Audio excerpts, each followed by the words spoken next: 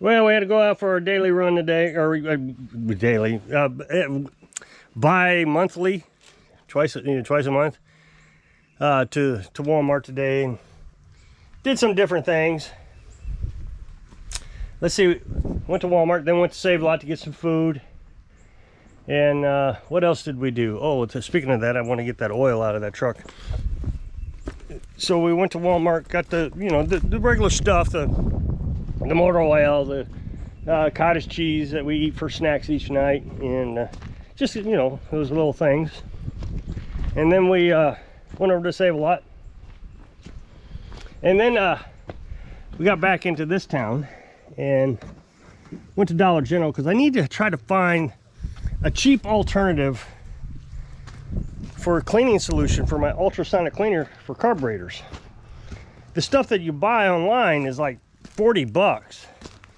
It's pricey, and you get a few uses out of it even after you filter it and all that stuff.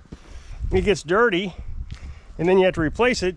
You're really not making a lot of money on cleaning with that expensive stuff. Well, they got this dollar stuff that works really good. It's a degreaser, and it works great, but I ran out, and I can't find a replacement for it just yet. So we got some of this mean green, and AI is telling me don't use it, so I'm running a test right now to see if it works. I've got an old carburetor, and I'm not running the ultrasonic cleaner because it's cloudy today, and I don't want to just waste gas money to run the generator. So I put it on the little stove, turn down the flame real low, get it to 140 degrees or so, and that'll help heat the house so we don't have to burn firewood, so it's not a complete waste. I put the carburetor in a little quart wide mouth jar, like a mayonnaise jar. Put the carburetor in there, put one part of the cleaner and then the rest of water, and we'll see if it tarnishes the carburetor. I don't think it's going to. I think it's overcautious. I think when you see that stuff on YouTube, they're just pouring it in direct, the whole gallon. But if you dilute it, I don't think it's going to be that bad. I mean, I've used that other cleaner, that dollar stuff, and it worked fine. So that's what we're going to do, or at least try. So got into the line at Dollar General. Now, before I start this, my disclaimer is, and I've said it before, I'm not a nice person. And I don't see any reason why I need to be a nice person. I don't socialize. I stay here to myself. I recognize that I'm a jerk, and so I don't need to be around people. And I'm okay with that. I mean, that's just me. That's who I am. And I know the socialites of the world, the social butterflies, think that's just terrible because I won't socialize with them. But I have a personality that the social butterflies just can't accept. And so they want to change that. And they get into the comment section. No, you're just a jerk. No, I just want to be left alone. So, you know, when I get into the line at a store, I don't feel the need to talk to total strangers in the line about the cash register, the guy running the cash register. Have no desire to do it. Before I get into that story, though, you have to understand that Carolyn and I are polar opposites. We don't argue, and we recognize that we are completely different people. It's absolutely an incredible relationship we have. I mean, just amazing. But she's kind of spur of the moment type of person, just kind of I think I'll clean something, or I think I'll sit down and watch, look at Facebook, or I'll just go outside and split some wood. Where I'm very rigid. I get up at 4:30 in the morning with an alarm. I go to bed the same time every night. She doesn't. And, you know, I have a schedule. I have alarms all day long going off. 8 o'clock, take vitamins, and alarm at 2:58, because YouTube's getting ready to post for me. I got to be ready for that. And 4 o'clock, I got to make sure that our cottage cheese is cooled off enough. So, you put that into the freezer for an hour. Just everything's got to be on a schedule. Well, I also am pretty hyper vigilant when I'm in the store. And Carolyn's like, just oblivious to anything around her. She drives around with the car bumping into things, and it's like, Didn't you see that? No, I was looking at so, and you know, like I said, we don't fight, we don't argue. I accept who she is, she accepts who I am.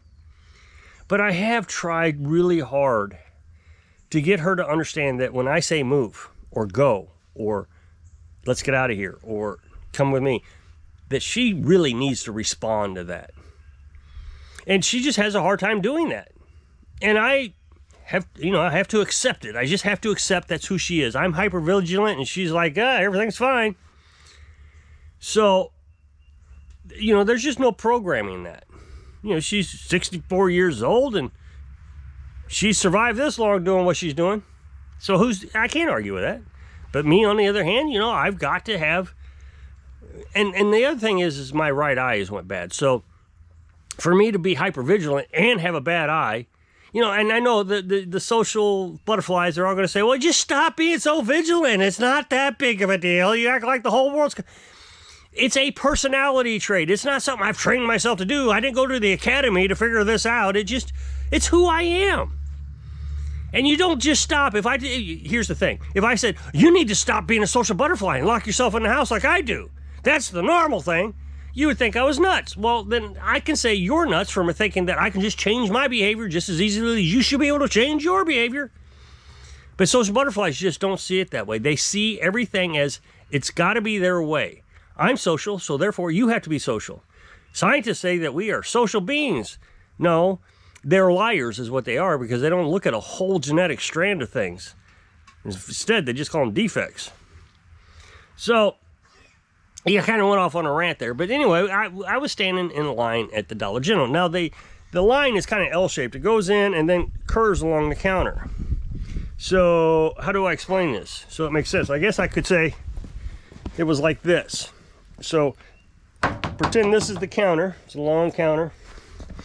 And then it goes to the tree.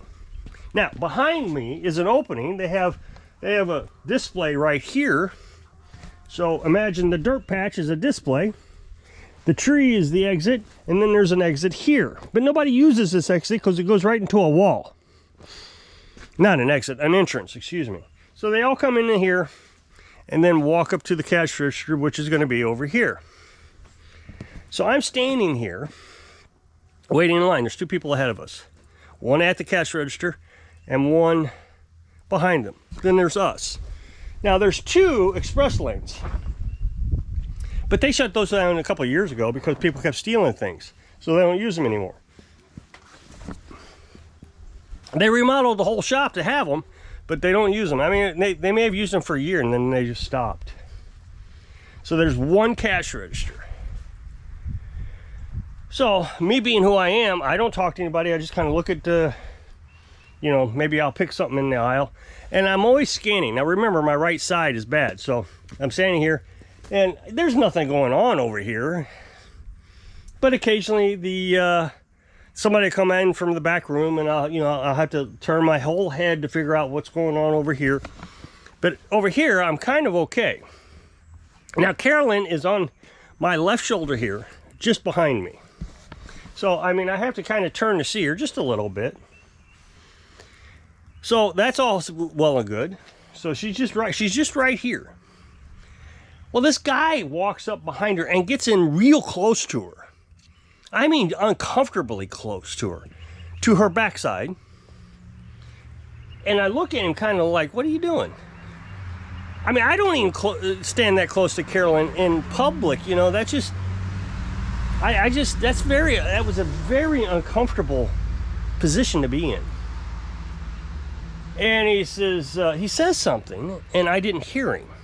So I just kind of raised my eyebrows like, what? And he says, no express lanes? I ignored him. I mean, I don't work there, so how do I know if they got the express lanes open or not? I can tell you what I knew the last time I went in there, 6 months ago? But I didn't say anything. And he says again, this is going to be a long wait, isn't it? Again, I don't work there. I said, okay. And I left it at that. And I went back to doing my thing. Well, a lady did walk out of that door behind the counter. And so I did turn my head to see if, what that was. because again, I'm blind in my right eye. And I see something as I'm coming back around this direction that is shocking to the brain. He has a half-gallon cardboard, container of half and half. And he's doing this over Carolyn's head. And I'm like, what the? I mean, I'm ready to jump in there and attack. That's how, what is he doing? And now Carolyn's back is to him. She's not seeing any of this. And he's doing this.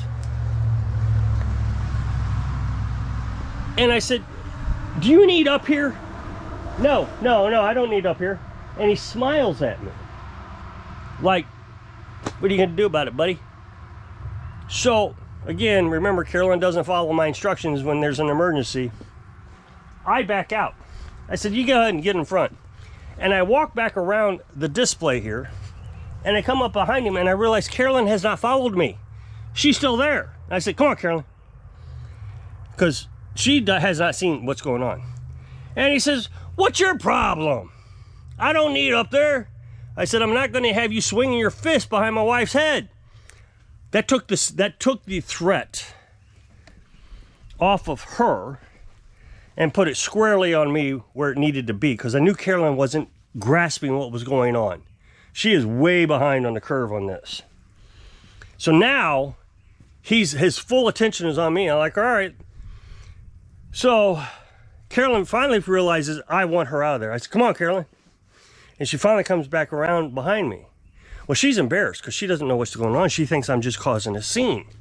Well, she doesn't know at this moment I'm causing a scene because he's becoming a little whacked out. So she says, well, let's go. Let's go look at something. So she goes down the aisle and she picks out some bandages tape for Girly because she's hurt her dew claw. She broke it. So she goes down there and gets that just as to get away from this guy because she's embarrassed. She hasn't figured out what's going on yet. I come back up to the line. I figured, well, if she's embarrassed, that's fine. She can stay out there, and when I get paid, she'll meet me outside. No big deal. And that's pretty much how we were going to handle it. I was fine with that. Well, now he's pacing.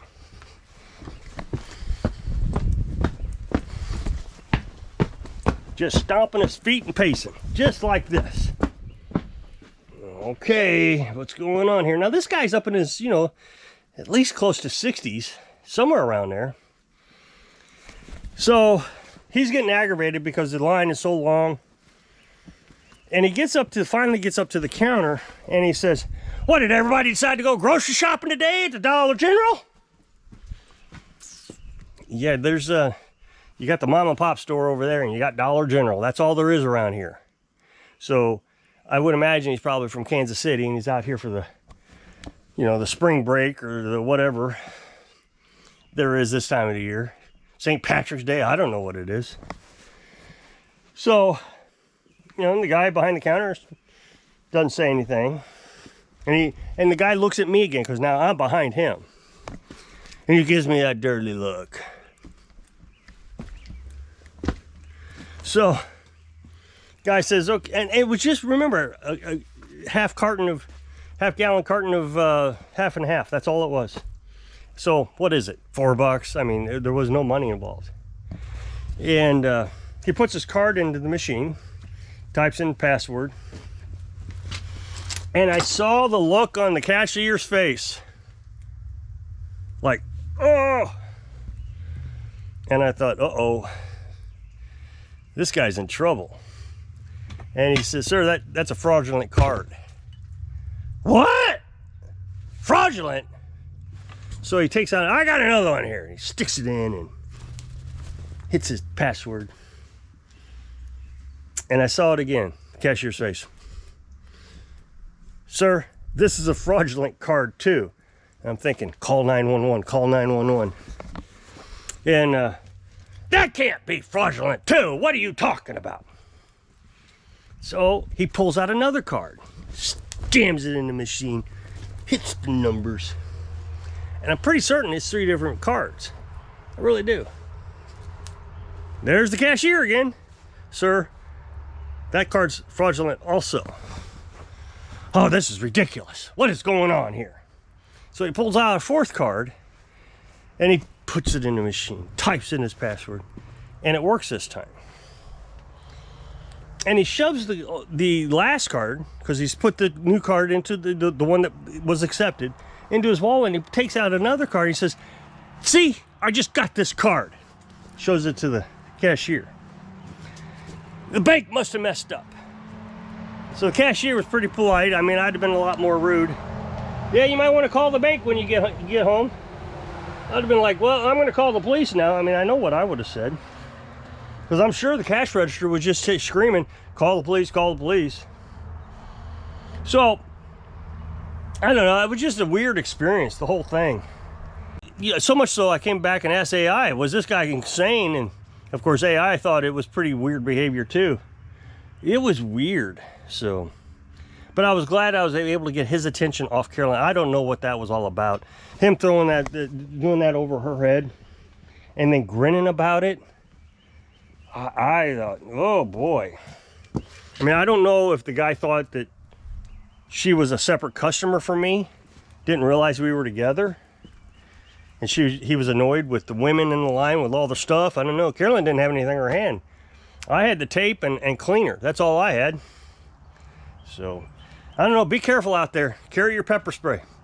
So if you'll click this up next box to take video over to my other channel, we'd appreciate it. Go check it out. So I hope I can inspire you. Be safe so you can live your dreams. Thanks for watching.